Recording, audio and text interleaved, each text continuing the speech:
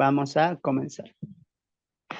Bien, mis amados hermanos, mis amadas hermanas, les saludamos una vez más. Mi nombre es Fernando, estamos en una nueva entrega en este estudio que hemos abierto, ¿no? En este nuevo estudio que hemos abierto acerca de síntesis y panorama del Antiguo Testamento, llegando a Génesis 6, ¿no? Una lección donde abarca muchos temas profundos, donde hemos llegado a poder entender ciertas cosas que la Biblia nos va marcando y el autor Moisés también para enseñarnos origen de la creación, de los días de la creación, también del pecado y también del primer juicio universal que hace Dios en la humanidad, en el mundo antiguo, ¿no es cierto?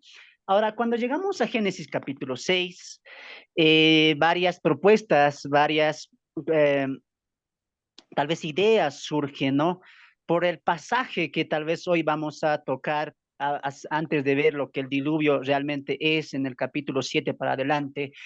Cuando llegamos al capítulo 6, dentro de este capítulo y de los versículos que siguen a continuación, se ha levantado podemos decirle así, una ola de varios pensamientos, tal vez dos pensamientos en los cuales la mayoría de los teólogos eruditos, maestros, difieren, ¿no? Que hay una controversia en cuanto a los versículos 2 y 3 del capítulo 6 de Génesis, ¿no?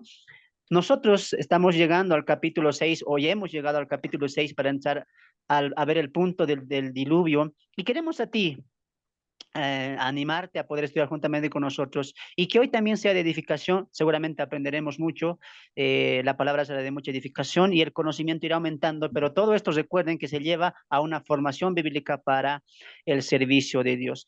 Cuando llegamos al capítulo 6 y vemos los primeros versículos, surgen preguntas como, ¿quiénes son estos hijos de Dios? ¿De verdad había gigantes? ¿Existía gigantes en el mundo antiguo, en el mundo de Noé? ¿Quiénes eran estas hijas de los hombres a los cuales los hijos de Dios se allegan, las conocen, ¿no? Se casan con ellas. Surgen muchas preguntas y hoy vamos a tocar puntos claves solamente abarcando Génesis capítulo 6, verso 1 al 8. Lo hemos colocado esta primera parte, los días de Noé antes del diluvio, ¿no? Así que vamos a dar lectura hasta el versículo 4, dice, y aconteció que cuando comenzaron los hombres a multiplicarse sobre la faz de la tierra y les nacieron hijas. Ahora, tenemos que entender que cuando veíamos el Génesis, veíamos también la creación, veíamos la caída y veíamos las dos líneas, ¿se acuerdan? Las dos líneas que ya vimos en un tema anterior, donde vemos una línea de la incredulidad que ya está reflejada en Génesis 3:15 y vemos también una línea de ¿qué? Una línea de la fe, ¿no? Que hombres iban a invocar el nombre de Dios. En primera instancia, el autor de Moisés coloca importancia en dos hombres para reflejar estas dos líneas, la línea de la incredulidad como la línea de la fe. ¿Quiénes son estos dos hombres importantes? Caín y Abel. Abel representaba el linaje, perdón, la línea en la cual iba mucha gente a creer que te iba a tener la fe de Abel, ¿no? Pero Caín muestra una incredulidad, incluso cuando se para o puede estar en presencia de Dios, altercando con Dios y escapando de la presencia de Dios, como él lo diría en el capítulo 4 para adelante, ¿no?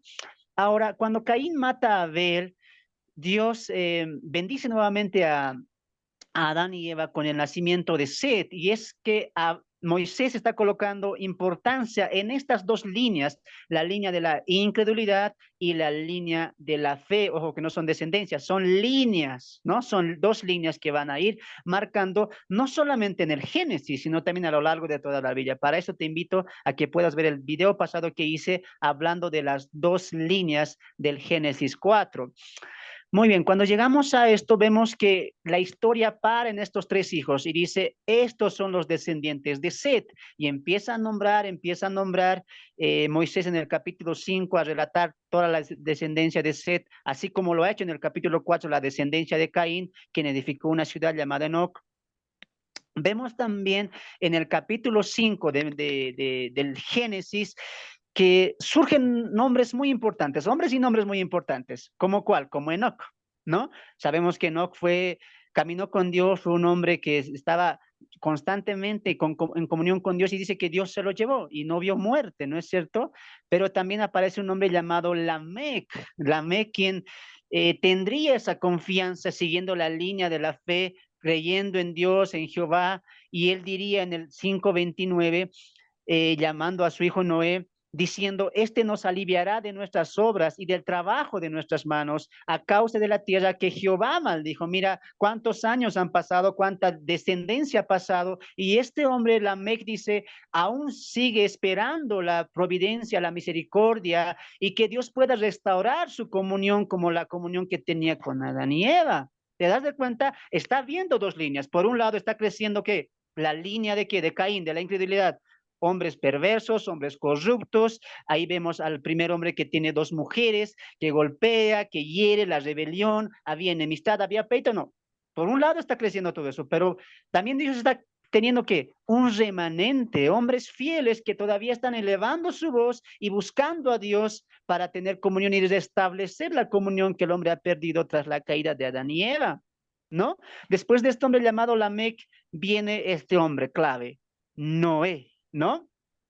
Quien tendrá 3 hijos posteriormente. Así acaba el Génesis capítulo 5, ¿no? Y cuando empezamos el capítulo 6 dice, y aconteció que cuando comenzaron los hombres a multiplicarse, claro, Moisés está cerrando eso, cierra con generación, cierra con descendencia, tanto con Caín como con Set. Entonces, ¿qué está pasando? Está habiendo multiplicación. Ahora, tú tienes que entender que el Génesis es histórico, por lo tanto, el tiempo entre el Génesis 5 y el Génesis 6 está abarcando mucho, se están multiplicando, ha pasado años, y las dos líneas de Set y de Caín se han ido aumentando. Dice el texto ahí, comenzaron a multiplicarse, ¿no? Fue creciendo la población que empezó con un hombre y una mujer, Adán y Eva, ¿no? Ahora entramos al versículo 2. Que viendo los hijos que las hijas de los hombres eran hermosas, tomaron para sí mujeres, escogiendo entre todas. Llegamos al texto más, ¿cómo lo decimos? Más complicado para el mundo teológico, ¿no? Más complicado para la interpretación, incluso dentro del campo de la hermenéutica. Ahora, para hacer este video un poco más corto, creo que muchos ya lo saben, hay dos tipos de pensamiento acerca de este versículo 2 o hablando de la interpretación del versículo 2, ¿no?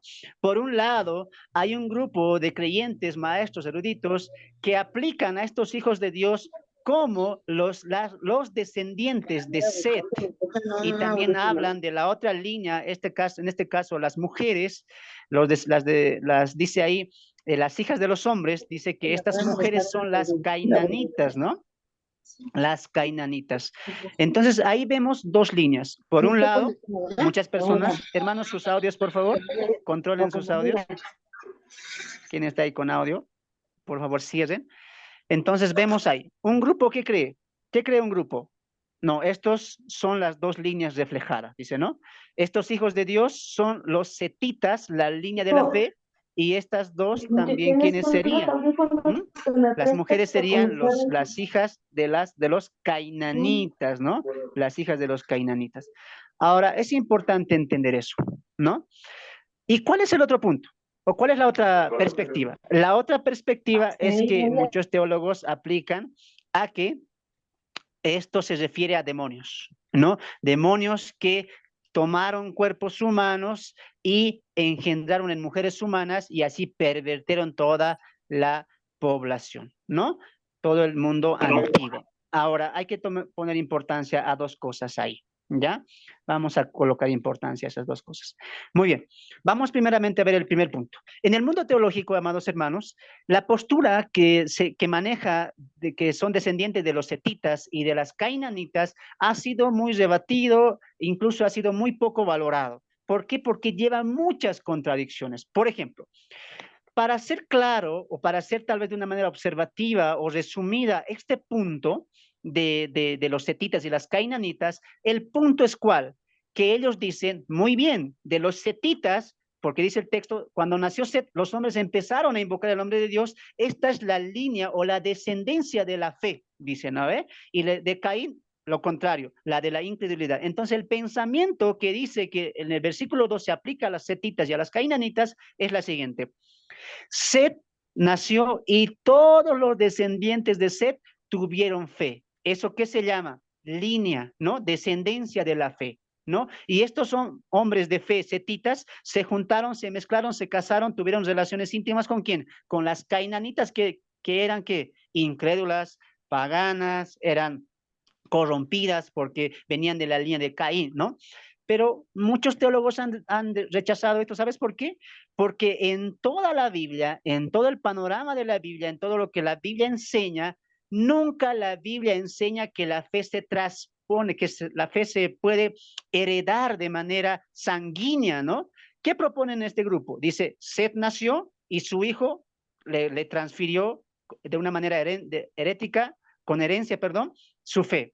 ¿No? Y el hijo de su hijo, así, fue pasándose la fe. La Biblia no enseña eso, no enseña eso, ¿no? La fe no se puede transferir, no se puede compartir, ¿no es cierto? Por ejemplo, si un pastor tiene un hijo, no porque sea pastor y tenga fe y sea salvo, su hijo va a ser salvo. ¿Te das de cuenta? Lo mismo pasa con las cainanitas, ¿no? El error que comete este grupo es que piensan que la fe se puede heredar a mi hijo y toda una población de setitas que todos tuvieron fe. Pero cuando llegamos al Génesis 6 vemos que Dios castiga a todos. Y la pregunta, ¿sabes cuál es para rebatir todo esto?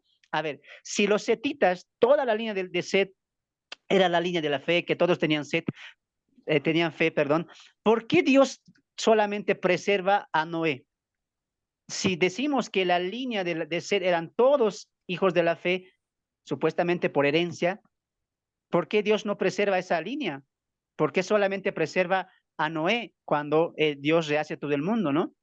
Una de las preguntas que tal vez debate esta posición y muchos teólogos no concuerdan con esto que hace siglos atrás se ha dejado de pensar por la incoherencia de poder transferir la fe a nuestros hijos, a nuestras descendencias. No enseña eso la Biblia, ¿no?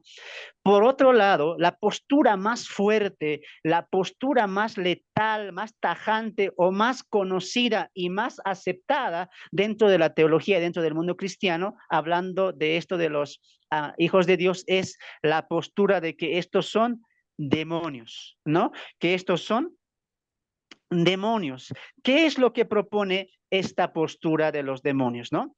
Volvemos a leer el versículo 2 y dice, y que viendo los hijos de Dios que las hijas de los hombres eran hermosas, tomaron para sí mujeres, escogiendo entre todas. Entonces, el pensamiento que aplica este verso a los demonios es lo que piensan ellos, es, mira, los demonios, ángeles que Dios creó para su gloria, para su alabanza, para su servicio, se corrompieron, bajaron al mundo de la humanidad y miraron, dice, ¿no? En ese mirar está el deseo, ¿no? Desearon de una manera carnal a quién? A las mujeres porque eran muy hermosas. ¿Y qué hicieron? ¿Qué hicieron? Tomaron cuerpos humanos, tomaron cuerpos de hombres para poder tener relaciones sexuales con las mujeres. Y así, ¿qué pasó? Se corrompió todo el ADN, etcétera, y nacieron los gigantes, dice, ¿no? Esta es la postura que ellos piensan de eso, ¿no? Te van a llevar a pasajes como Job, porque ellos dicen, mira, hijos de Dios, y vemos ese mismo título cuando en Job dice que vinieron los hijos de Dios y entre ellos vino también Satán, ¿no? Y entonces toman el título, mira, está hablando ahí de ángeles, por lo tanto, Génesis capítulo 6, verso 2, está hablando de ángeles, obviamente ángeles caídos, ángeles que se han vuelto demonios al rechazar, al corromperse de la voluntad y el propósito que Dios tuvo al momento de crearlos. ¿Qué hicieron? ¿Cómo se corrompieron? Miraron, desearon, ¿no? ¿A quiénes? A las mujeres. Y como el ángel es un ser impersonal, ¿qué tomó? Cuerpo personal. ¿Para qué? Para poder tener intimidad con las mujeres, ¿no? Te van a llevar a algunos versículos poéticos también para poder afirmar esto, ¿no? No quiero tocar este punto, pero sí quiero tocar dos textos claves. Aquí, vamos a hacer un paréntesis. Te decía al principio, de estos dos versículos, de este versículo, perdón, y de algunos más que la Biblia va, que en los siguientes versículos, hay solamente dos posturas en el mundo evangélico, lo que dicen, ¿no? O bien piensas que son cainanitas y setitas, o bien piensas que son demonios, ¿no? Pero aquí, hoy, los que están conmigo, vamos a aprender que hay una tercera posición, ¿no? ¿Por qué? Porque tú vas a entender que esto de ser demonios, que estos ángeles hijos de Dios son demonios, es una posición muy forzada, fuerza mucho los textos, ¿ya? Pero de los muchos textos que sacan, recuerda, hay una tercera opción que lo vamos a desglosar más adelante, pero quiero tocar primeramente, recuerda, el primer punto, setitas y cañanitas, nadie avala. Nadie puede pensar que es así, porque no se puede transferir la fe por herencia. No se puede, es imposible y la Biblia no enseña eso. Dos, vamos al segundo punto. Entonces eran demonios, eran nefelines, eran gigantes, eran caídos, tomaron cuerpo. Eso es lo que la mayoría, incluso teólogos eruditos, han abrazado por interpretación y aplicación del Génesis capítulo 6, verso 1 al 3. No, pero de todos los textos que ellos sacan, hay dos textos fuertes para poder afirmar esto. ¿Cuáles son? Pedro y Judas, ¿no? Vamos con calma aquí, ¿ya? Cuando tú escuches hablar de Génesis 6 y escuches al maestro que está exponiendo el texto y él te diga, estos son demonios que se corrompieron, etcétera, ¿sabes qué libro van a utilizar aparte de la Biblia? El libro de Enoc. Esta postura es más afirmada, más concretada cuando uno te va a llevar ¿a dónde? Al libro de Enoc, ¿no? Aunque ellos mismos reconocen que Enoc no es inspirado, pero están sacando verdades que entre comillas ellos dicen que es verdad y lo están aplicando a la Biblia, cuando eso es un error hermenéutico completo, ¿no? Sola escritura y la mejor interpretación es que la Biblia interpreta la Biblia, ¿no es cierto? Y a veces va a haber, hermanos, pastores, líderes, maestros, que van a entender el principio que la Biblia interpreta la Biblia, pero aún así, por forzar su posición, por hacer concretar su punto de vista de un texto, van a recurrir a otros. Y eso no es integridad. Si yo digo que no es inspirado, ¿por qué tengo que traer algo y lo hago inspirado? Lo hago verdad. Hay que tener mucho cuidado con libros apócrifos. Nadie está negando que son de relevancia histórica, pero cuando queremos hacer doctrina de algo, ahí sí hay que tener mucho cuidado. En este caso, líderes pastores hablan de Génesis 6.1, demonios, gigantes, etcétera, perversión completa, tal como el libro de Enoch lo refiere. Pero no quiero tocar eso. Más un momento voy a tocar dos puntos del libro de Enoch, ¿ya? Pero vamos a los textos que ellos utilizan, que son fuertemente para respaldar esta posición de que estos ángeles, que estos hijos de Dios eran demonios. Vamos a segunda Pedro, segunda Pedro, capítulo 2, ¿ya? Segunda Pedro, capítulo 2. Segunda Pedro, capítulo 2, verso 3. Segunda Pedro, capítulo 2, verso 3. Verso 4 es, ya. Muy bien, antes de leer el texto. Una regla en la hermenéutica y en el estudio expositivo es que no se puede hacer una doctrina de un pasaje bíblico, y menos sacando ese pasaje fuera de su contexto, ¿ya? Ahora, si yo voy a enseñar y decir, mira, estos eran demonios y te lo compruebo, te voy a llevar a Pedro capítulo 2, verso 4, tú tienes que entender una cosa como estudioso, tenemos que tener el espíritu bereano, no de aceptar, no de masticar rápido, no de decir amén, sino, a ver, vamos con calma. Y un estudioso y uno que entiende y uno que va a decir, como los bereanos, a ver, voy a repasar si esto es verdad, vas a ver algo clave, el uso del contexto. Ahora, antes de ir al versículo 4, quiero preguntarte, ¿el capítulo 2 de qué va a hablar? ¿Cuál es el tema central del capítulo 2 del apóstol Pedro? Falsos profetas, falsos maestros. Y el punto culminante de la segunda carta del apóstol Pedro, capítulo 2, hablando de falsos maestros y falsos profetas, ¿cuál es? Condenación. Mira cómo lo dice el texto. Vamos al verso 3.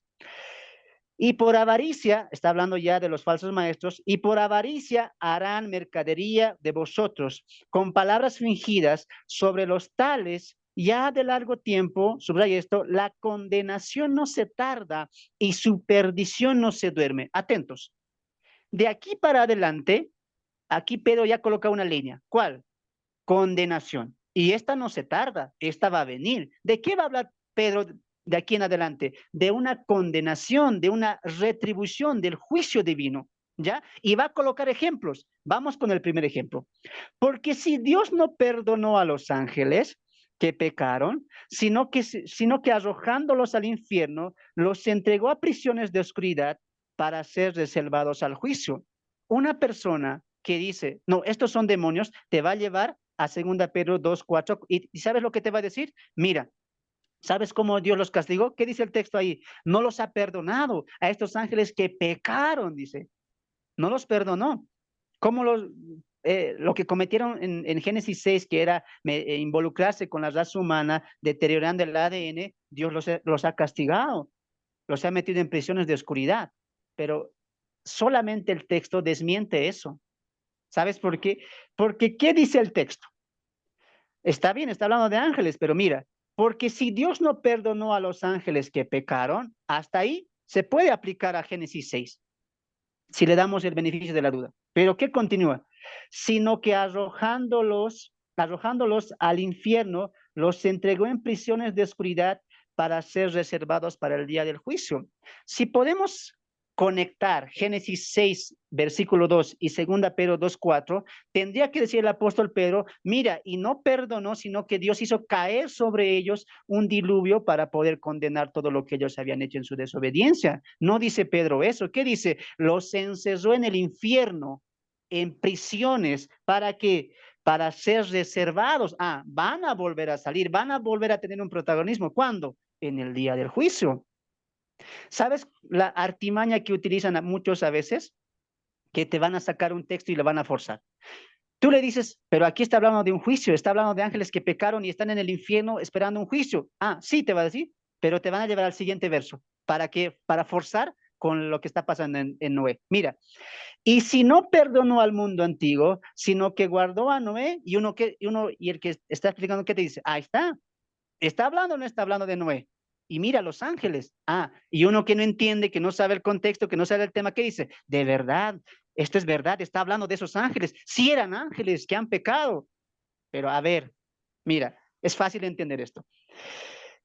Pedro, ¿de qué está hablando? De la condenación y el juicio que no va a tardar. Para eso, ¿qué va a poner? Ejemplos. Ahora, el versículo 4 y el versículo 5 son tiempos completamente ajenos. El versículo 4 está hablando de la condenación de los ángeles que pecaron juntamente con Satanás. ¿Y dónde fueron? A la condenación, ¿no? ¿Por qué? Porque el pecado, ¿cuál fue? La rebelión contra Dios. Dios no los perdonó. ¿Dónde les mandó? Al abismo, al infierno, al Hades, para que estén reservados para el tiempo del fin. Ahora, si yo quiero conectar el versículo 5 con el versículo 6, y yo digo, mira, va a hablar aquí de Noé, está hablando de lo mismo, ¿sabes por qué no puedo hacer eso? Porque si yo digo, está complementando al versículo 4, entonces también tendría que complementar el versículo 6. Vamos con calma. Mira, y si no perdonó al mundo antiguo, sino que guardó a Noé, pregonero de justicia, con otras 7 personas, trayendo el diluvio sobre el mundo de los impíos, ¿y de qué va a hablar el verso 6? Y si condenó por destrucción a las ciudades de Sodoma y de Gomorra, ¿te das de cuenta? Pedro está dando ejemplo con los ángeles que se rebelaron contra Dios, está hablando de la época de Noé, cómo él se salvó por su fe, y está hablando de la condenación de qué? De Sodoma y Gomorra.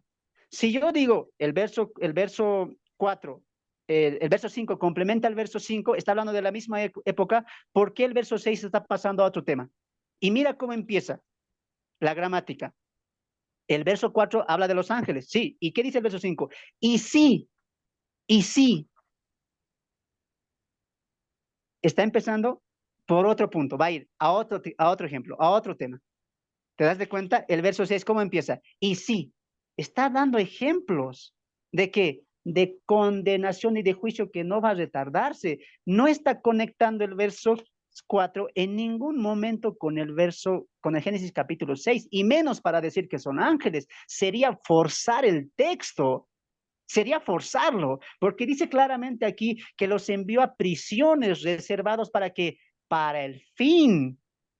Y cuando en Génesis 6, ¿qué dice? No, reharé todo. Es un juicio para aquellos que pecaron. En este caso, el juicio para estos ángeles que se revelaron que pecaron, ¿cuál es? Al abismo, reservados. No tiene ninguna conexión con Génesis capítulo 6. ¿Te das de cuenta? No está hablando de eso.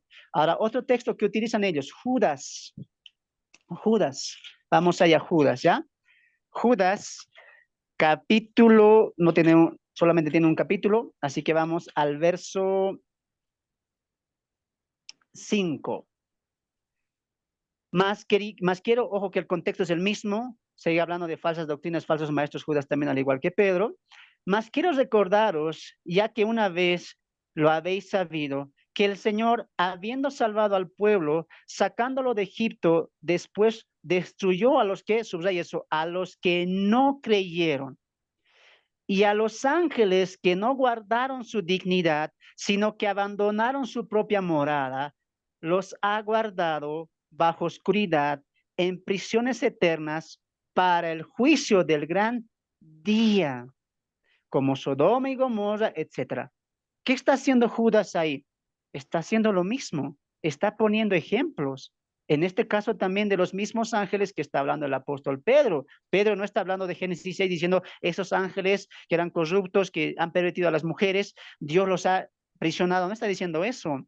En ningún momento está hablando de Génesis capítulo 6, hablando de la condenación. La condenación en Génesis 6, ¿qué es? El diluvio. Y en Pedro, ¿qué es? Prisiones eternas para una futura manifestación de estos ángeles caídos que son demonios que claramente vamos a ver en Apocalipsis en un momento más. Ahora, en el capítulo, versículo 6 de Judas, ¿qué dice? Y a los ángeles, el mismo contexto, que no guardaron su dignidad, sino que abandonaron su propia morada, los ha guardado, mira, el mismo juicio, bajo oscuridad, en prisiones eternas para el juicio del gran día.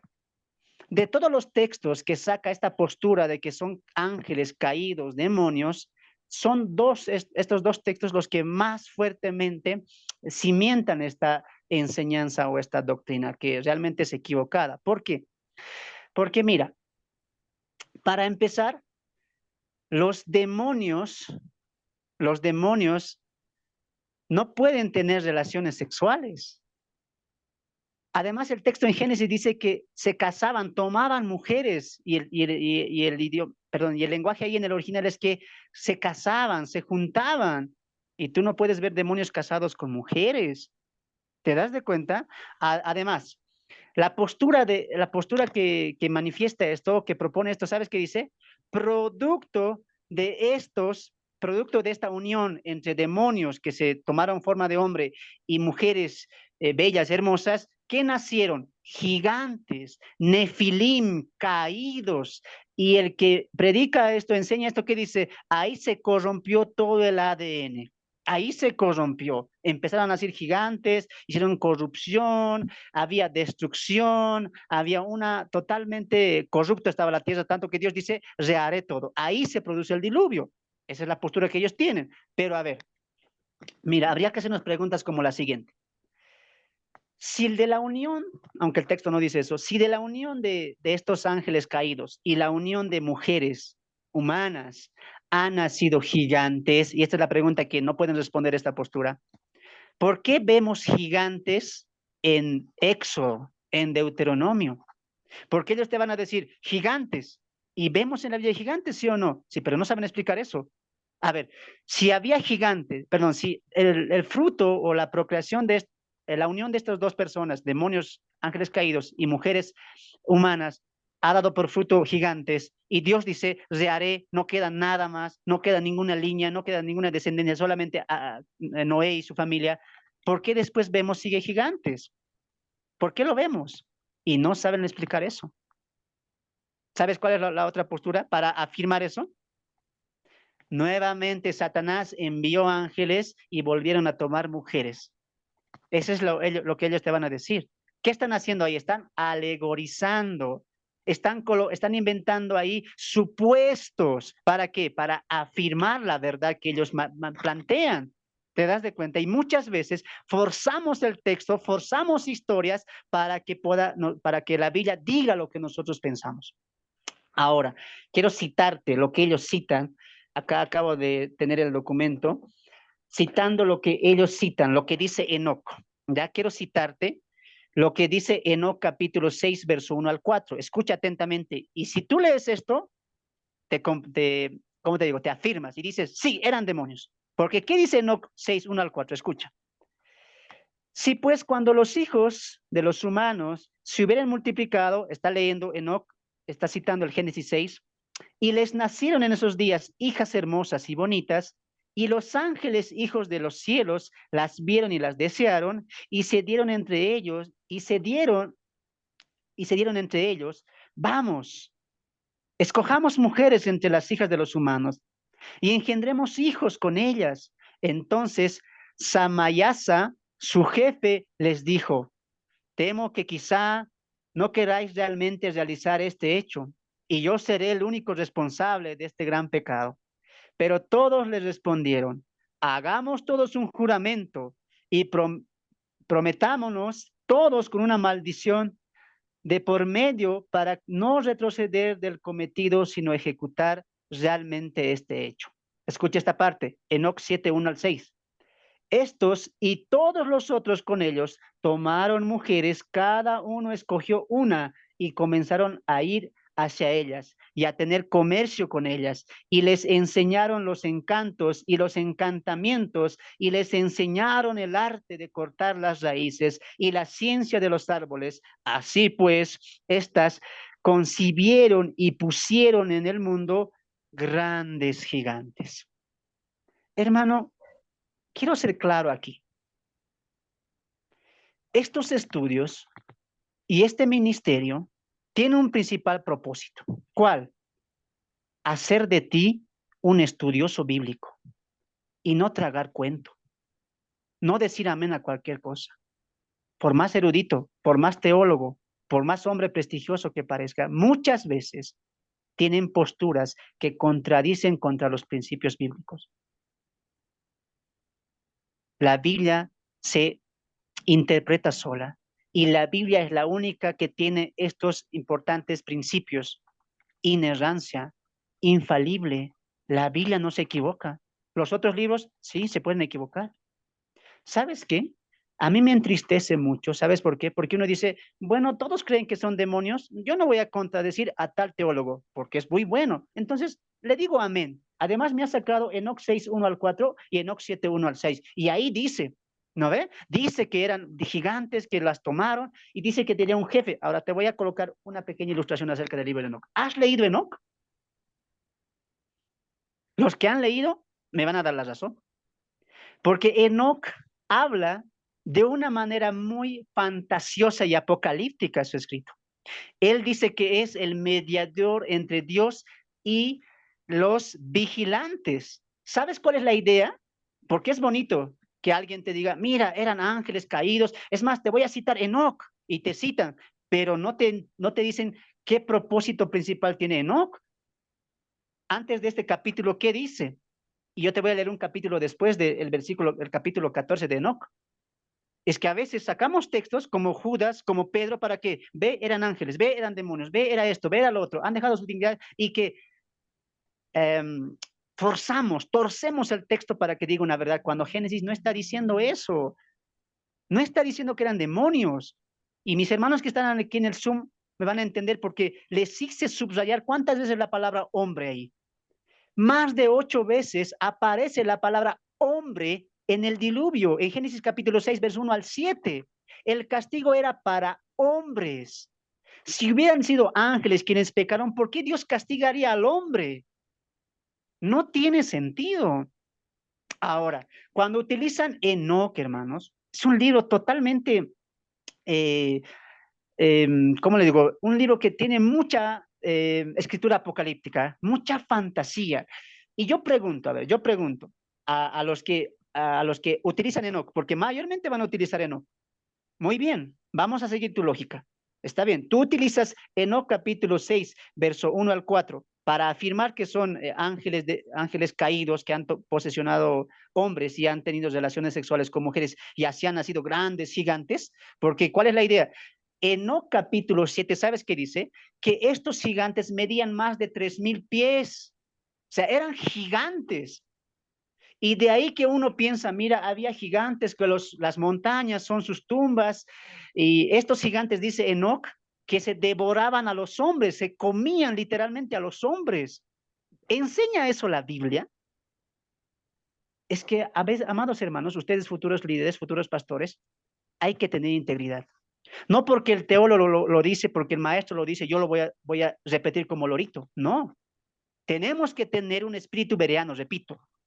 Hay que comprobar si la Biblia enseña eso y no enfrascarnos a Génesis 6, sino ver a Génesis 6 en toda la Biblia, si la Biblia está enseñando también eso. Repito una vez más, mira, yo quiero que me digan, si vamos a tomar literal, muy bien, Enoch, tienes razón. Es como que ellos proponían, esta parte es inspirada, esta parte dice la verdad. Y por culpa de eso, ¿qué dicen otros creyentes? Hermanos, hermanas, no se han engañado. Este libro, Enoch, tiene la verdad. Lo que la Biblia oculta, Enoch revela. Y uno se asombra y dice, no, hay que comprar, hay que leer. Y no entiende y confunde las cosas, porque Enoch no es un libro inspirado, tiene muchas contradicciones a la Biblia. Pero yo repito una vez más, tú no puedes decir Enoch 6, 1 al 4 es inspirado. Si es inspirado, yo utilizo la misma regla contigo. Dime, ¿quiénes son estos personajes de Enoch 17:1? Escucha la lectura. Después me llevaron a un sitio cuyos habitantes son como el fuego ardiente, pero cuando desean aparecer como humanos, pero que a veces desean aparecer como humanos. Me llevaron a la casa de la tempestad, sobre una montaña cuya cima tocaba el cielo, y vi las mansiones de las luminarias y los tesoros de las estrellas y del trueno en el extremo del abismo, donde está el arco de fuego, sus flechas, el carcaj, la espada de fuego y todos los relámpagos. ¿Dónde fue Enoch?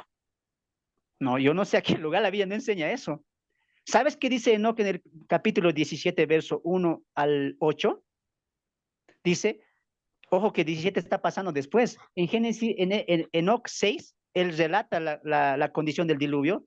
Y en Génesis, perdón, en Enoch capítulo 9, él dice, todo pasó y Dios castigó a esta población. Pero como que se contradice en el 17, dice, había más gigantes. Y aquí habla de otro tipo de seres que se convertían en humanos. ¿Qué dice? Había también en un lugar muy alejado, dice, que habitantes ardientes de fuego, pero que cuando querían se aparecían como humanos. Y más adelante va a decir que todo lo que sostiene a este mundo son estos visitantes, estos vigilantes que son como que sostienen toda la creación de Dios, aunque está, ¿no?, el libro de Enoch atribuye a Dios como creador, pero dice que Dios necesita de vigilantes para sostener la tierra, para informarle a Dios de todo lo que la creación está haciendo. Yo pregunto, ¿eso está en la Biblia? Si alguien me saca Enoch 6:1 y me dice eran ángeles, eran estos gigantes, que me diga quiénes son los de Enoch 17:1 al 3 y que me diga quiénes son estos vigilantes. Hay que tener mucho cuidado con libros apócrifos. ¿Por qué estamos diciendo que esta postura de los demonios es incorrecta? Porque mayormente Enoch es el que afirma esto. Enoch, ¿no es cierto? Ahora, habría muchas preguntas que responder ahí. Tendrían que responder ahí. Como por qué sigue hay gigantes, cómo puede ser posible que un ángel eh, tenga relaciones sexuales con una mujer, por qué Dios crearía hombres tan grandes, para qué, con qué propósito. O sea, hay muchas cosas que ya van a caer a la locura. Pero recuerde una vez más, hay que tener cuidado en lo que estamos escuchando y a quién estamos escuchando. Hay cosas que a veces nos enseñan buenas cosas, pero cuando se aleja del texto bíblico y cuando fuerzan, es más, cuando tú ya veas que alguien está metiendo Enoch, que está metiendo eh, algún libro apócrifo o estén metiendo algún libro escrito por los judíos rabinos, no, ahí tú tienes que poner un alto. No, no, algo aquí está saliendo mal, ¿no? Algo va a decir que está mal, porque nadie puede comparar la Biblia. La Biblia se explica sola y menos para poder insertar un pensamiento en el sentido doctrinal. No podemos enseñar eso, ¿ya? Muy bien. Ahora, hermano, pero tú dijiste que hay una tercera opción. Yo no sabía. Yo sabía que era setitas, cainanitas o demonios. Yo me apegaba más a los demonios, a los que han poseído mujeres, etcétera. Pero a ver, vamos al Génesis 6, ¿ya? Al Génesis 6, volvamos. Génesis capítulo 6. Aconteció que cuando comenzaron los hombres a multiplicarse sobre la faz de la tierra y le nacieron hijas, que viendo los hijos de Dios que las hijas de los hombres eran hermosas, tomaron para sí mujeres, escogiendo entre todas. Y dijo Jehová, no contenderá mi espíritu con el hombre para siempre, porque ciertamente él es carne, mas serán sus días 120 años. Ahora, se ha aperturado también por el estudio de muchos hermanos en la fe que han podido ir, y eso es lo hermoso a veces de tener estudios en el idioma original, porque recuerde que Génesis está escrito en el hebreo, ¿no es cierto? Ahora, en el verso 2 aparece la palabra Elohim, la misma palabra que aparece en el Génesis 1:1, ¿no? Y en el principio Elohim creó, dice, ¿no? La palabra Elohim significa poderosos, ¿no? Cuando una palabra hebrea termina en im, siempre le habla de pluralidad. Elohim, dioses, ¿no es cierto? En este caso, Elohim también significa poderosos, ¿no? Elohim no es un nombre de Dios, sino es un título que se le da a Dios, como El Shaddai, Elohim y muchos títulos hebreos que se da para reflejar algún atributo de Dios. ¿Ya? Ahora, Elohim, aquí la palabra Elohim que sale en el versículo 2 dice, y viendo los hijos de Elohim, ¿no? Los hijos de Dios, de dioses, perdón, que las hijas de los hombres eran hermosas, tomaron para sí, escogiendo entre ellas, ¿no? Entonces ahí en hebreo diría Ben Elohim, ¿no? Hijos de dioses. Recuerde, im, la terminación im en el hebreo siempre significa pluralidad.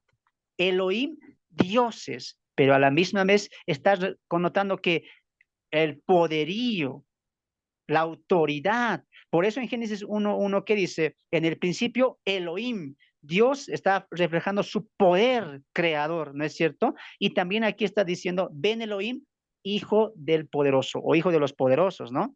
Ahora, la tercera posición, la tercera postura que también se ha incluido en el mundo cristiano ya y muchos lo están tomando porque es una postura más concreta y que la Biblia mismo también avala todo eso, es la postura de que estos hijos de Dios no eran setitas, no eran demonios que se han convertido en hombres, que han producido hombres, no eran ninguna de esas dos, sino que estos hombres eran poderosos, eran nobles, eran hombres que tenían autoridad. ¿Y sabes por qué esto va a tener va a centrar esto, va a tener una, ¿cómo les digo? Va a concretar esta postura porque el contexto también nos va a ayudar. Por ejemplo, cuando vemos el Génesis 4 y el Génesis 5, vemos que está habiendo una multiplicación, sí, pero también está habiendo dos líneas, la línea de la fe y la línea de la incredulidad. Así está creciendo todo esto, esta multiplicación. ¿No es cierto? Ahora, si tú ves la descendencia de Caín, ojo que está en el video anterior, dije claramente que para ese tiempo ya había castas, ya había hombres que tenían autoridad y que por su autoridad, por su casta, por su familia, eh, oprimían al pobre, oprimían al pueblo. Un caso de ellos es este hombre llamado eh, Lamec, ¿no es cierto? Porque dice Génesis 4:23, y dijo Lamec, ojo que Lamec es el primer hombre en la línea de Caín que toma dos mujeres, ¿no? Que toma dos mujeres y dice, y dijo Lamec a sus mujeres, Ada y Sila, oíd mi voz, mujeres de Lamec, escuchad mi dicho, que un varón matare por mi herida o un joven por mi golpe, si 7 veces será vengado Caín, Lamec en verdad 70 veces 7 lo será. No, ahora hay que entender una cosa también. Recuerda que esto lo está escribiendo Moisés con una cultura y un pensamiento del Éxodo, ¿ya? Ahora, en el Antiguo Testamento, ¿quién tenía más prioridad? ¿Quién tenía más autoridad? ¿Quién tenía ese dominio sobre otros pueblos? El que tenía más tribu. Por eso se habla del periodo patriarcal. El hombre que tenía más hijos, más mujeres, más descendencia, era visto como alguien poderoso, alguien fuerte. En este caso, cuando la generación está multiplicándose, Caín y Set también a la misma vez, la línea de Caín está buscando esta casta. Por eso la Meque dice, el hombre que me mate, el hombre que me hiera, yo lo mataré. Y si aquel hombre me hiere o me mata, si a Caín 7 veces será vengado, yo la me 70 veces. ¿Qué está diciendo con eso? Que había autoridad, que había menosprecio, que había conflicto entre los nobles y los del pueblo, en los que tenían poder, los que eran patriarcas por la gran casta de mujeres que ellos tenían y también la cantidad de hijos que ellos tenían, sometían, gobernaban, lastimaban, dañaban a la casta menor. Yo quiero que me sigas esta parte, porque estoy yendo en lineación de lo que estamos viendo hasta ahora. No estamos viendo solamente Génesis 6, estamos viendo todo el Génesis, recuerden. ¿No es cierto? Ahora, Génesis 6 empieza diciendo, se multiplicó los hombres, se multiplicaron y les nacieron hijas, dice. Ahora, yo quiero que entiendas una cosa. El pecado para el diluvio era esto, la procreación, la perversidad o la corrupción sexual. Mira lo que dice el verso 2. Que viendo los hijos de los hombres, de Dios, que las hijas de los hombres eran hermosas, este es el punto. Tomaron para sí, no dice mujeres, dice, escogiendo entre todas. ¿Sabes cuál era el punto ahí? Lo que el capítulo 4 con la MEC nos está informando. Un hombre, ¿sabes qué hacía para ganar autoridad, para ganar prestigio, para ser un juez de una tribu o de una casta? ¿Sabes qué hacía? Tomaba mujeres, tomaba mujeres. Un hombre que tenía más mujeres y tenía más hijos era el patriarca. Y eso es lo que vamos a ver en el Éxodo, con Abraham, con Isaac, con Jacob. Estate atento a la historia, por favor. ¿Te das de cuenta? ¿Cuál era el punto aquí?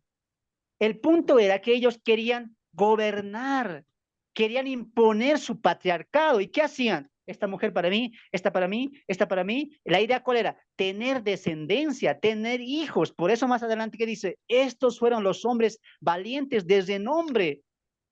¿Te das de cuenta? Sígueme con calma. Ya, ahorita vamos a entrar a los textos que cimentan esto, pero sígueme con calma. Entonces dice ahí, los hijos de los poderosos ven Elohim, los hijos de los dioses o de los fuertes, de los poderosos, de los valientes, ¿qué eran? Vieron, dice a las hijas de las mujeres, eran hermosas, sí, pero el punto ¿cuál fue? Escogieron. ¿Para qué? Para su patriarcado. Y así, ¿qué estaban haciendo? Estaban suprimiendo al pueblo.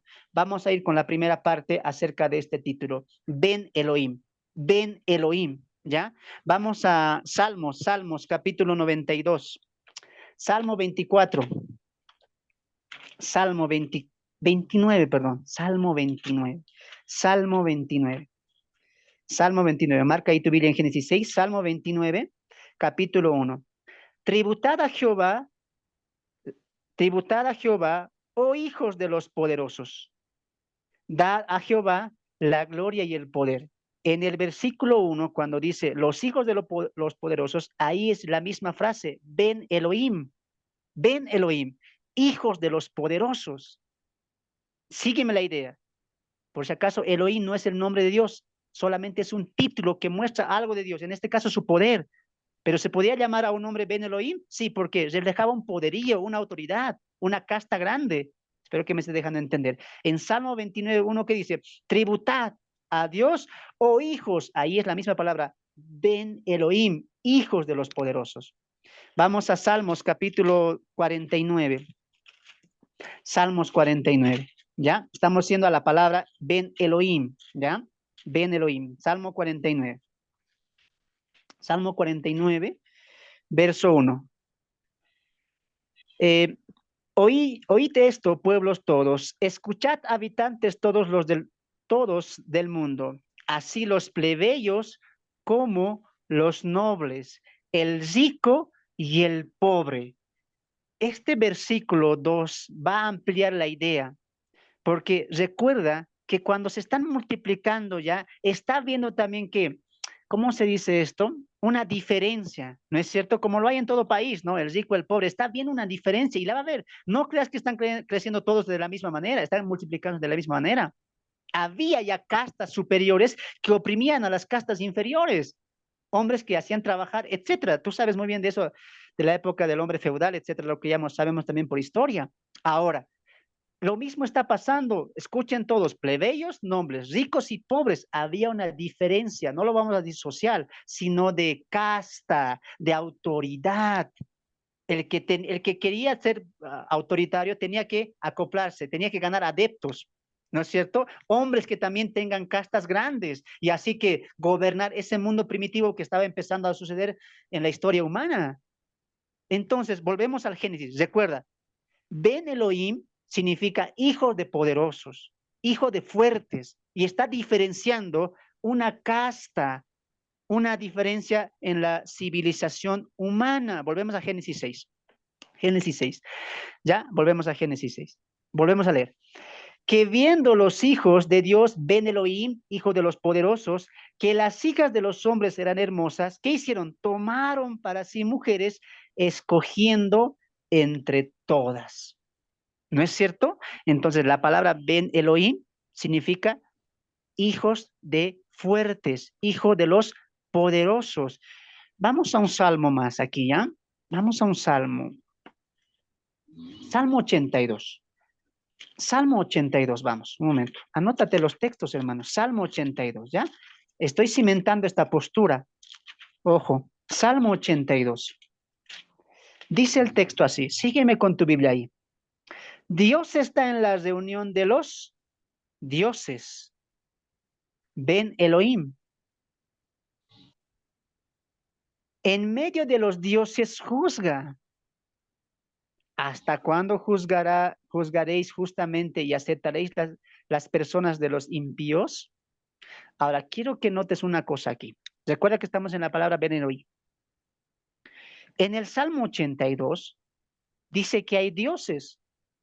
Y la palabra ahí en hebreo, ¿cuál es? Ben Elohim, hijo de dioses, ¿no? Ahora, tú puedes pensar, entonces, hermano, hay hombres así, hijos de dioses espirituales, deben ser dioses menores, porque dice Dios en mayúscula y dioses en minúscula. Entonces, hay mini dioses. No. Tampoco se refiere a algo espiritual como lo hacen entender en Génesis 6 los que postulan la postura de los demonios, ¿no es cierto? No es así. En Génesis, en Salmos, perdón, 82 dice, Dios está en la reunión de los dioses, ¿no es cierto? Entonces, ¿quiénes son estos dioses? Esa es la pregunta. ¿A qué se está refiriendo? La palabra está ahí, Ben Elohim. ¿Pero quiénes son? ¿Hay mini dioses? ¿Hay dioses pequeños? Pero hay que continuar leyendo porque la misma Biblia se va a defender. En medio de los dioses juzga. Vamos un poquito a entender la historia. Dios está en medio de qué? De los dioses. Ben Elohim, hijo de los poderosos. Dice, en medio de estos Ben Elohim, juzga, autoridad. Y dice, ¿hasta cuándo juzgaréis? Mira, Dios está increpando o preguntando a los Ben Elohim, a los dioses. Y dice, ¿hasta cuándo juzgaréis injustamente y aceptaréis las personas de los impíos?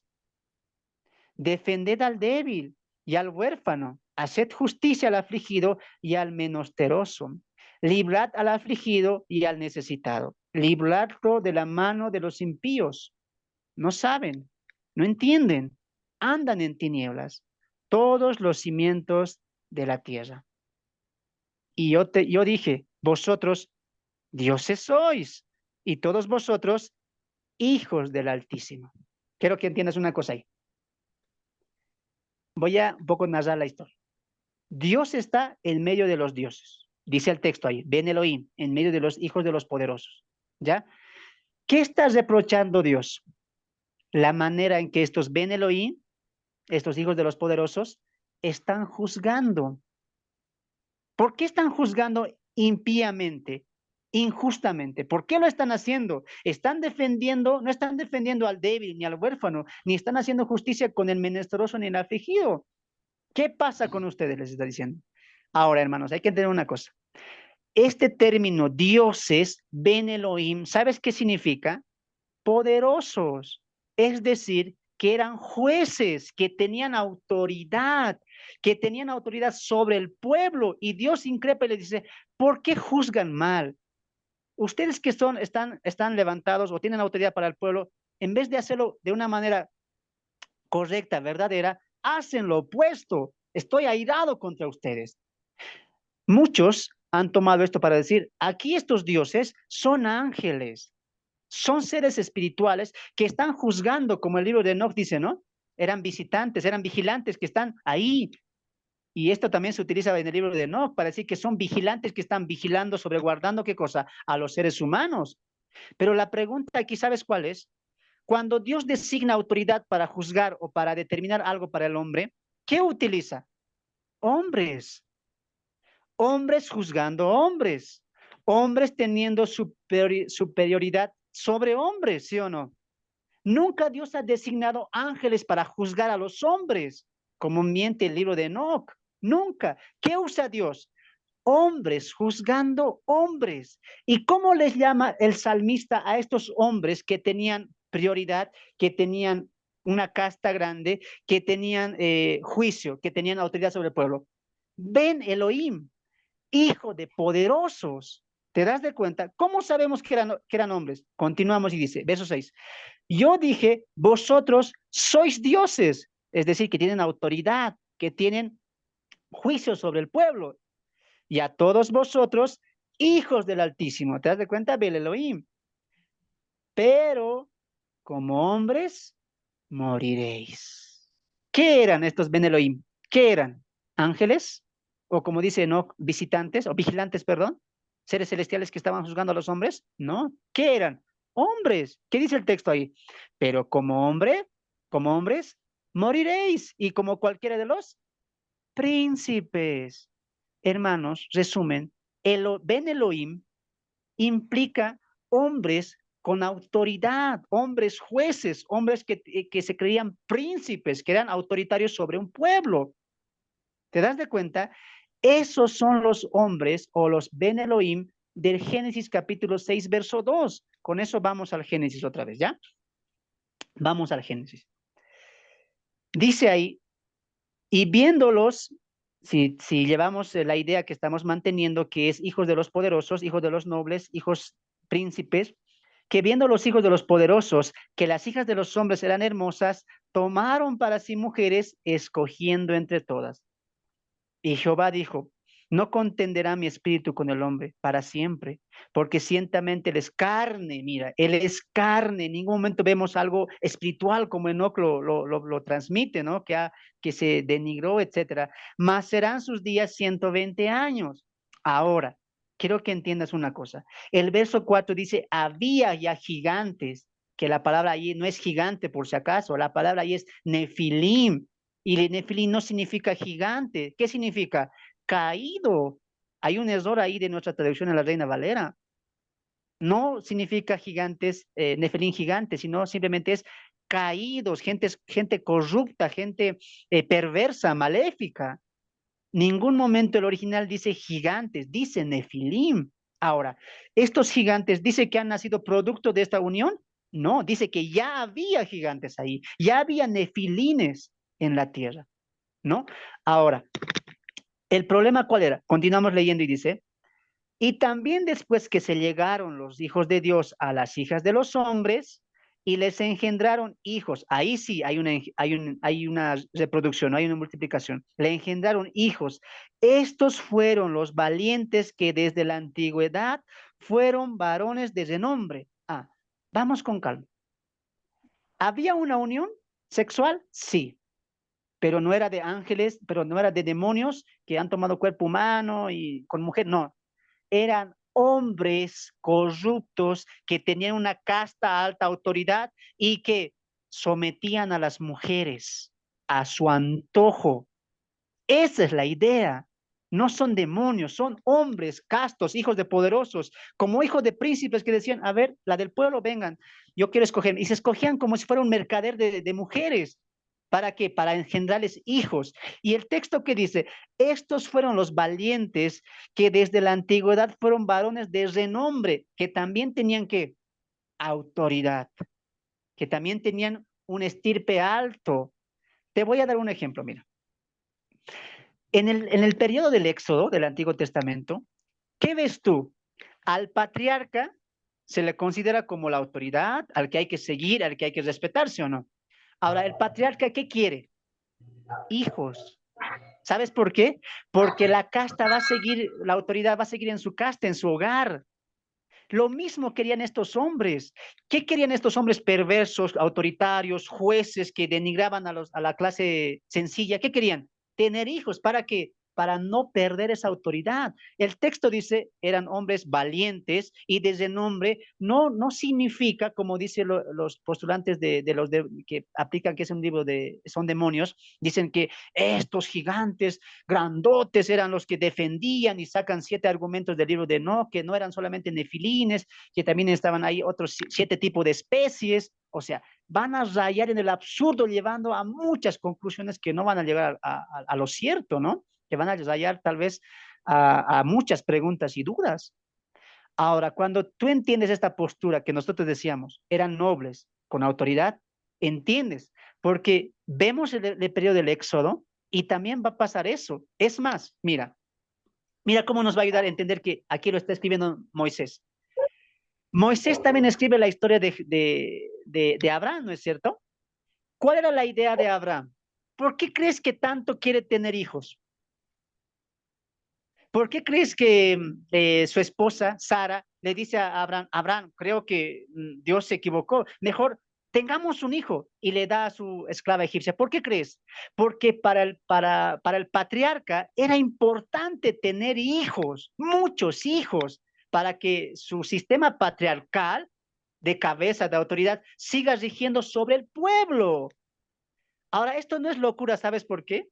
Porque dice el texto, mira, viendo los hijos de los hombres, estos hijos de los poderosos, estos hijos nobles, estos hijos ricos, estos hijos que tenían autoridad, tomaron, dice, ¿sabes por qué? ¿Sabes cuál era el problema ahí?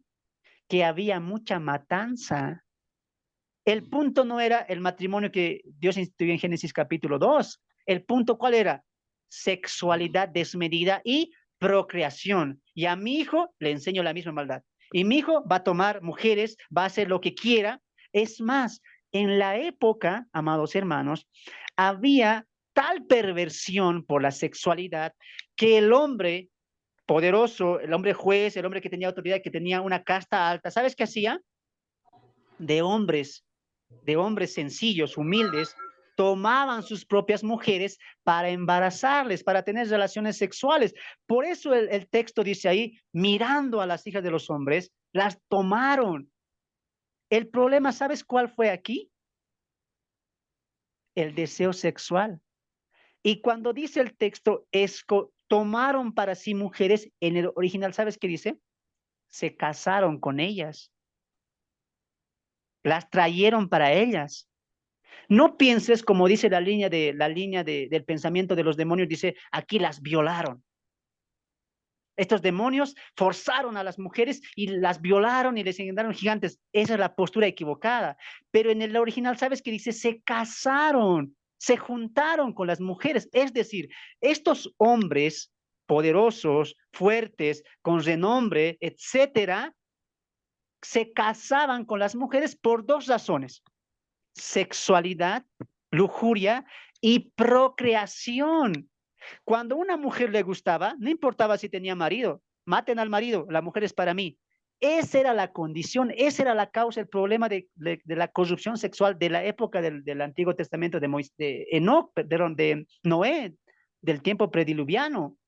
Ahorita vamos a inventar eso, pero quiero que estés entendiendo la hilación ahí. Estoy abundando mucho para que entiendas, ¿ya? Ahora, mira, algo similar también Moisés sabe esta historia, claro que la sabe. ¿Por qué? Porque mira, cuando Abraham partió para Canaán, pasó muchas travesías. Y dime tú, ¿cuántas veces él miente diciendo que Sara no es mi esposa, Sara es mi hermana? ¿Por qué hace eso Abraham?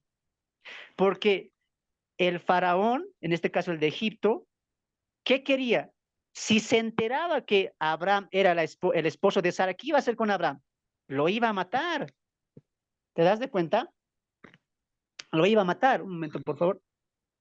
Ahí, espero que estén atentos. Ahí. Lo iba a matar. Lo mismo pasa con Isaac. Ahora, mira cómo te ayuda a entender el pensamiento del autor. Porque uno ve y dice, a veces se nos olvida que lo está escribiendo Moisés. Y en la cultura del Éxodo, Para el tiempo del Éxodo, para esa cultura, para esa historia, ¿había este tipo de problemas? Sí. Hombres con autoridad, como el faraón, como reyes, ¿qué hacían? Veía una mujer hermosa, ¿qué hacían? Maten al marido, porque esa mujer es para mí. Eso está pasando aquí. Los hombres de los fuertes, de los poderosos, que tenían autoridad, están tomando mujeres por aquí, por allá y llenando un harem de mujeres para procrear hijos con un principios corrompidos sobre la sexualidad. Eso sí concuerda con lo que el panorama de la Biblia está enseñando y lo que Moisés tiene en mente. Ahora, en la mente de Moisés había gigantes, como dice Enoch, de 3000 pies, grandotes así como las casas que se comían humanos. ¿Existe eso en la mente de Moisés? Hermanos, claramente es un invento, o perdón, una exageración del autor del libro de Enoch. Obviamente no es Enoch el que escribe ese libro. Raya a la locura ese pensamiento. Porque si vemos gigantes en el Antiguo Testamento, dice claramente la estatura de Goliat no pasaba los 3 metros, 2,30, exagerando. Eran estaturas para promedio. Hoy también tenemos gente así, tenemos hombres que llegan a una estatura grande. Averigua a estos hombres que juegan básquetbol en la NBA. Hombres que miden 2,30, 2,50, incluso hay hombres que llegan a los 3 metros. O sea, cuando la Reina Valera traduce gigantes, cometió un error. Nos hace pensar gigantes, grandotes, los de nombre, valientes, y rápidamente vemos Enoch, concuerda, pero no concuerda con la Biblia. La postura que yo te estoy enseñando concuerda o no concuerda con el pensamiento del Éxodo, con el pensamiento de Moisés y con lo que estamos viendo transcurriendo en el largo del Génesis, ¿sí o no? Como que está cobrando sentido, ¿sí o no? Y vas a ver lo que ahorita más vamos a cimentar. Entonces, no era algo diferente, alejado del pensamiento de Moisés, ver castas, ver primacía en el patriarcado. Y tú sabes muy bien que en la época del patriarcado siempre tenía primacía ¿quién? El hombre. La mujer no.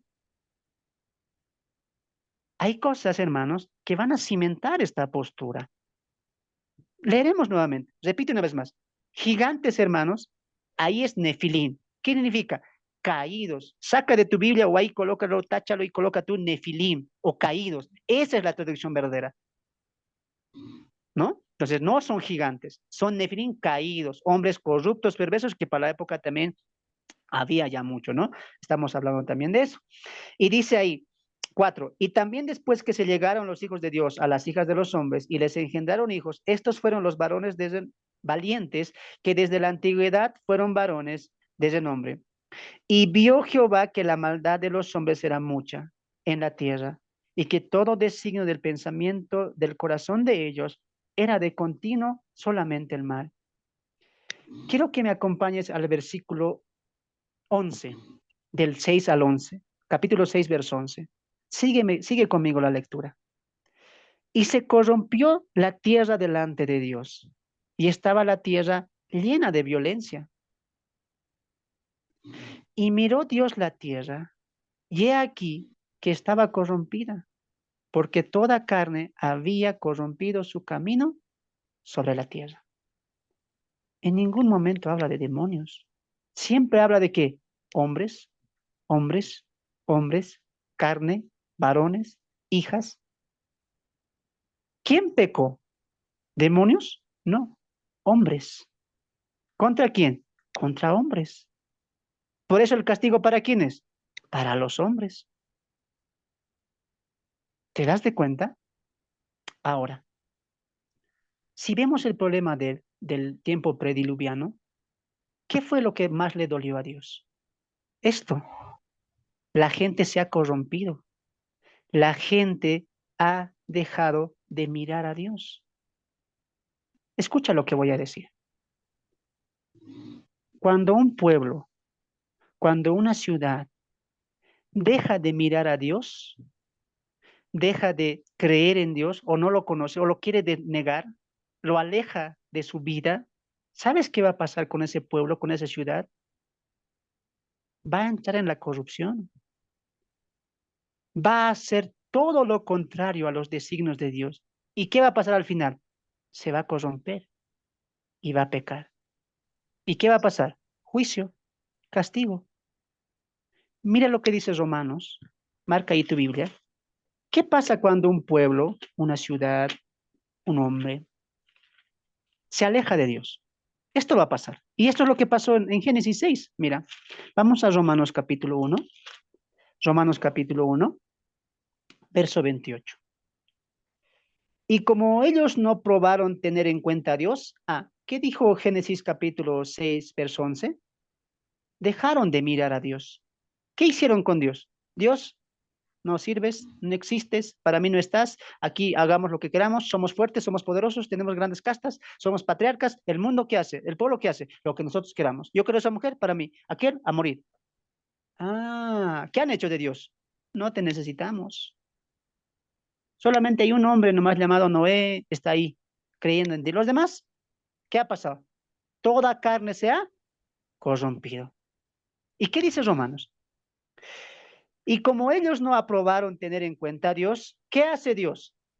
Los entregó a qué, subraya eso, a una mente reprobada. ¿Qué dice Génesis 6? Que tenían un continuo solamente el pensamiento del mal. ¿Qué significa eso? El pensamiento es la mente, pues, el conocimiento. ¿Sabes qué hacían en el tiempo prediluviano? Se levantaban para hacer mal. A mediodía, el mal. Al acostarse, el mal. Y cuando soñaban, incluso soñaban haciendo el mal. Todo el día pensaban en maldad. Esa mente estaba corrompida de todo ese mundo. ¿Por qué? Por tener autoridad, por querer ser mejor, por querer tener castas, hijos por aquí y por allá. ¿Qué han hecho? Han corrompido el principio bíblico de la unidad entre un hombre y una mujer. ¿Solamente para qué? Acto sexual. Sexualidad desenfrenada. Hombres sometiendo a mujeres. Hombres matando a esposos para quedarse con las mujeres. Y cuando un mundo, un pueblo está así, ¿qué pasa?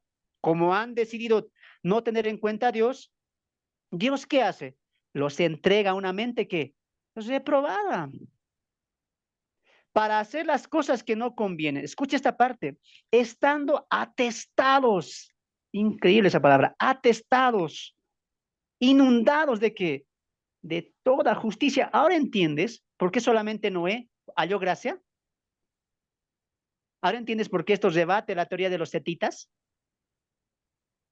Estaba toda de injusticia, fornicación, perversidad, avaricia, maldad, llenos de envidia, homicidios, contiendas, engaños, malignidades, murmuraciones, detractores, aborrecedores de Dios. ¿Tú crees que cuando los 120 años no estaba diciendo, pueblo, hermanos, ayúdenme a hacer el arca? ¿Qué la gente decía? Yo no creo en Dios. Es más, yo no necesito a tu Dios. Seguí ahí como loquito haciendo tu arca, porque aquí la fiesta, la rumba, perversidad,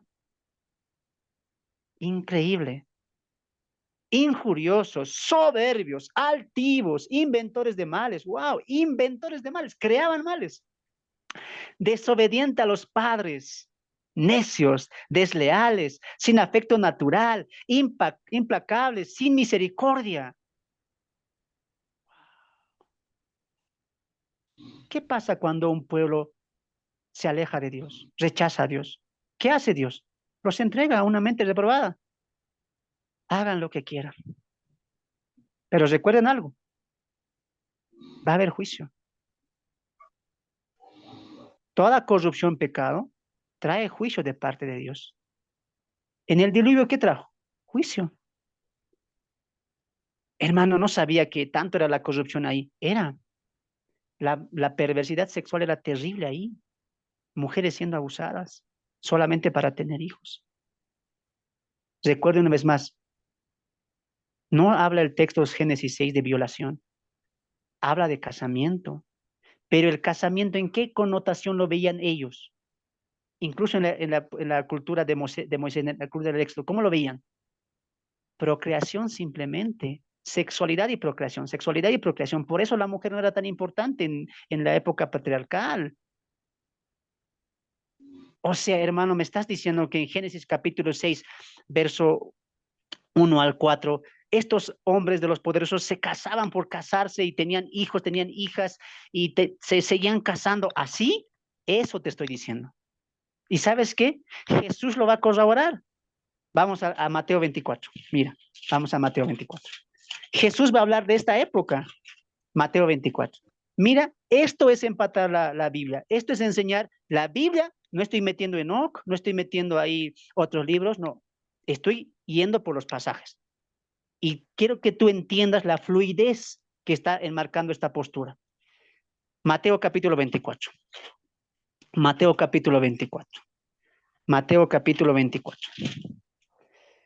Mateo capítulo 24, verso 37. Más como en los días de Noé, Jesús va a hablar de Génesis 6. Jesús va a hablar de Génesis 6. Así será la venida del Hijo del Hombre. Porque como en los días antes del diluvio, ¿te das de cuenta? Jesús va a hablar de Génesis 6. Porque en los días eh, antes del diluvio, estaban comiendo y bebiendo, casándose y dando en casamiento hasta el día en que Noé entró al arca. Y no entendieron hasta que vino el diluvio y se los llevó a todos. Así será la venida del Hijo de él. Ponme atención a lo que voy a decir. Permíteme tomar un poquito. Ojo a lo que voy a decir. Jesús está hablando de Génesis 6, antes del diluvio. ¿Y qué dice ahí? Estaban ¿qué? Bebiendo, comiendo, tomando, y lo que leíamos en Romanos, ¿no? Una mente reprobada, totalmente corrupción. Y Génesis 6 lo corrobora. ¿Qué dice? Continuo pensamiento del mal. Ahora, ¿qué dice Jesús ahí?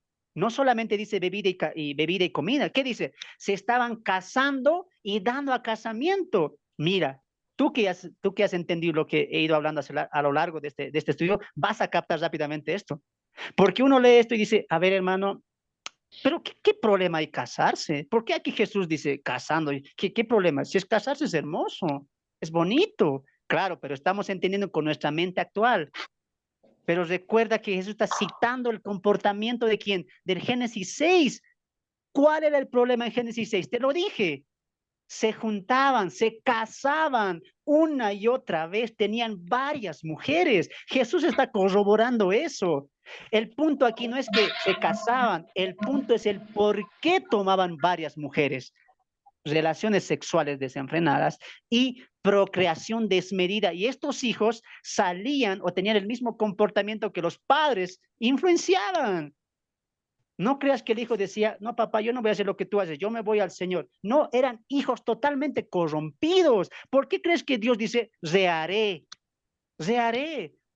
Porque no solamente la casta ha corrompido el matrimonio, sino también a los mismos hijos que nacían de estos hombres perversos que tomaban mujeres casándose y dándose en casamiento.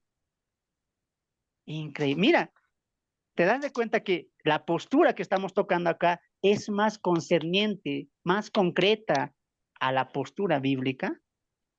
Jesús está citando el Génesis 6. ¿Y qué dice? Se casaban y se daban en casamiento. ¿De qué está hablando? De Génesis capítulo 6. ¿Te das de cuenta? Vamos a Timoteo para finalizar esto. Timoteo. Mira cómo Pablo va a tomar esto del matrimonio y él lo va a tomar y va a hablar de estos hombres que lo van a tomar en connotación negativa. Mira, al igual que Jesús está tomando el casarse y darse en casamiento. Por eso, hermanos, aquí, ahora que me acuerdo, los que mantienen la postura de los demonios, ¿sabes qué dicen? Pero tú les dices, a ver, hermano, un momento, pero los ángeles no se casan ni se dan en casamiento, tú les dices. ¿Y sabes qué responden ellos? Sí, no se casan, pero no dice no se procrean. Por lo tanto, en Génesis 6, sí eran ángeles que se han procreado. Mira el absurdo.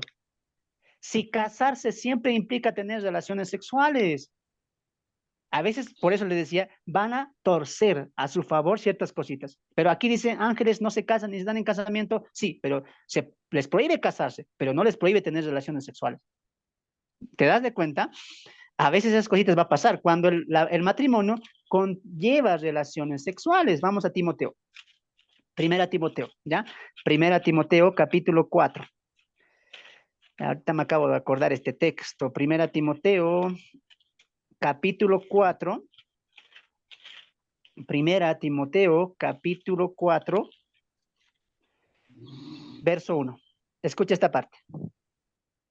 Pero el Espíritu dice claramente que en los postreros tiempos algunos apostatarán de la fe, escuchando a espíritus engañadores y doctrinas de demonios, por la hipocresía de mentirosos que teniendo cauterizada la conciencia, prohibirán casarse y mandarán abstenerse de alimentos que Dios creó para que con acción de gracias participen de ellos los creyentes y los que han conocido la verdad. Uno lee esto y dice, pero ¿qué tiene que haber aquí el casamiento? A ver, está hablando de hombres que van a hablar mentiras, que van a prohibir cosas que Dios no prohíbe, porque son mentirosos y son hipócritas y tienen enseñanzas de demonios. ¿Y una enseñanza cuál va a ser? No se casen. ¿Pero por qué van a prohibir eso? Porque lo van a llevar siempre al acto sexual. El casamiento siempre conlleva un acto sexual. Cuando tú lees a Mateo abriendo, escribiendo acerca de lo que Jesús dijo, casarse y darse en casamiento, siempre lleva a eso. Había una relación sexual. En el caso de Génesis era desmedido, era totalmente corrompido. ¿Te das de cuenta? Eso es lo que pasaba en Génesis 6. Había que una corrupción sexual, una casta. Había privilegios que la gente quería, nadie quería someterse y todos querían someter a otros. Eso es lo que Génesis 6 está reflejando, que concuerda con lo que la Biblia también aplica. ¿Ya? A ver, vamos a ver qué tiempo tenemos. Ya, vamos a finalizar. Vamos a finalizar. Y vio Jehová que la maldad de los hombres era mucha en la tierra, y el designio de los pensamientos del corazón de ellos era de continuo solamente el mal. Y se arrepintió Jehová de haber hecho hombres en la tierra, y le dolió en su corazón. Y dijo Jehová, reharé de la faz de la tierra a los hombres que he creado, desde el hombre hasta la bestia, y hasta el reptil y las aves del cielo, pues me arrepiento de haberlos hecho. Pero Noé halló gracia ante los ojos de Dios. Yo sé que el estudio de hoy ha sido un poco más complicado. Quería enseñarte que muchas veces tenemos que discernir lo que escuchamos y si se apega al contexto bíblico. Tú puedes decir, hermano, yo siempre he creído que era esto, ahora tú me traes esto, pero yo quiero preferir esto. No importa, porque esto, hermanos, no es relevante.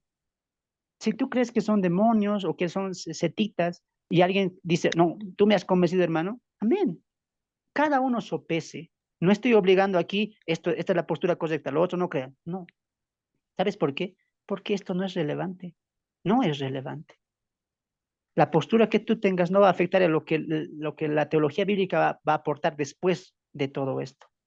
¿Es un pasaje complicado? Sí, pero te he dado una opción. Te he dado otra perspectiva de las dos que había. Tú puedes sopesar, tú puedes estudiar más, tú puedes concretar más lo que te he dicho y puedes comparar escritura con escritura como yo lo he hecho. Repito una vez más, esto no es para debate. No estoy afirmando que esta es la verdad.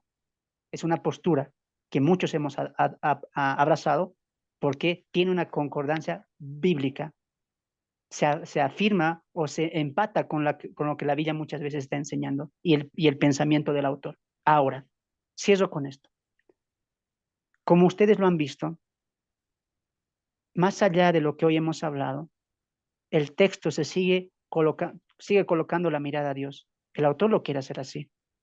Dios vio la maldad y era mucha, muchísima. No había un hombre, pero no había ya humanidad, carne, dice ahí, que no haya dejado su caminar correcto. Se ha corrompido el mundo. ¿Y qué dice Dios? Me dolió. Le dolió a Dios. Se entristeció su corazón. ¿Y qué hizo? Mandó un diluvio. 120 años de plazo. 120 años que Noé estaba predicando el evangelio para salvación en el arca que tipifica a Cristo. ¿No es cierto? ¿Dios pudo haberlos matado en ese mismo momento? Sí. ¿Pudo haber hecho caer fuego del cielo? Sí. Pero Dios sigue mostrando su gracia a través de un hombre, para muchos hombres. Y hoy hace lo mismo contigo y conmigo. No estamos lejanos a la civilización, al pensamiento y a la acción de los hombres prediluvianos. La corrupción, la sexualidad, el amor propio, el querer tener autoridad, la, la, la no empatía por otros se ha hecho presa de mucha población. Hoy la gente vive por uno mismo, sin importarle lo demás, ni los demás, solo le importan ellos. En ese mundo estamos viviendo, un mundo donde la gente vela su propio interés. Estamos viendo tráficos de niños, de mujeres, de órganos. ¿Por qué? Solamente porque ellos quieren salir adelante, ser únicos.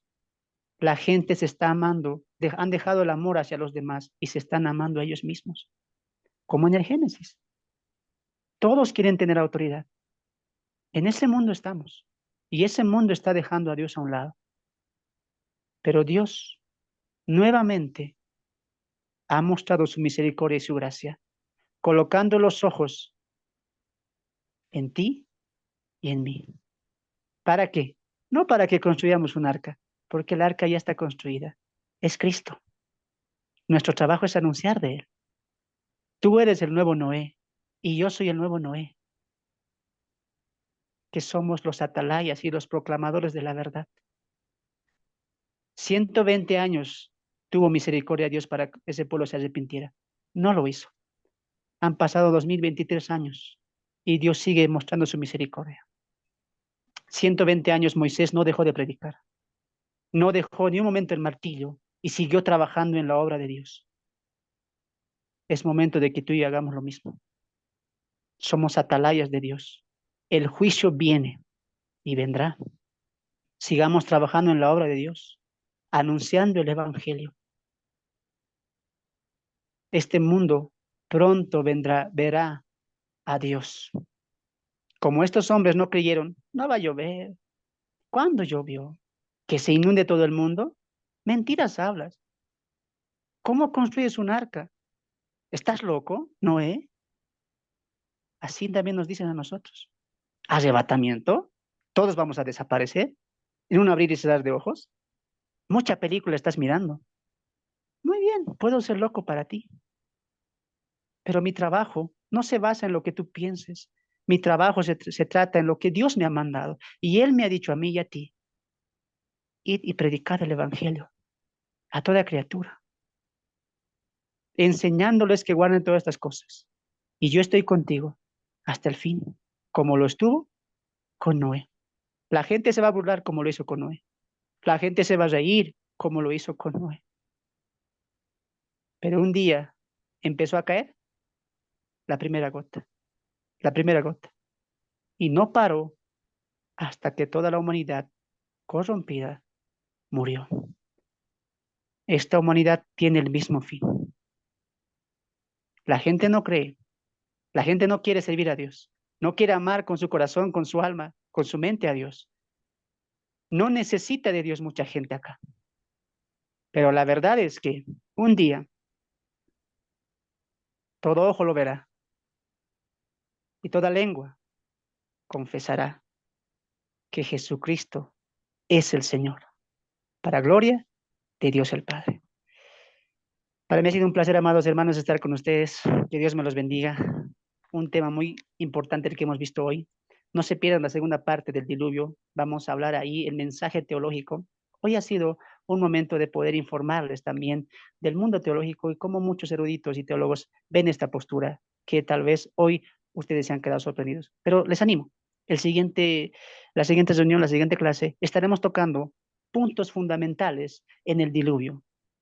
La gracia, la misericordia de Dios con Noé, el propósito del arca, el tiempo del diluvio. ¿Por qué animales? Todo eso y más en la siguiente reunión, amados hermanos. Que Dios me los bendiga, que Dios me los guarde. Bendiciones. Amén.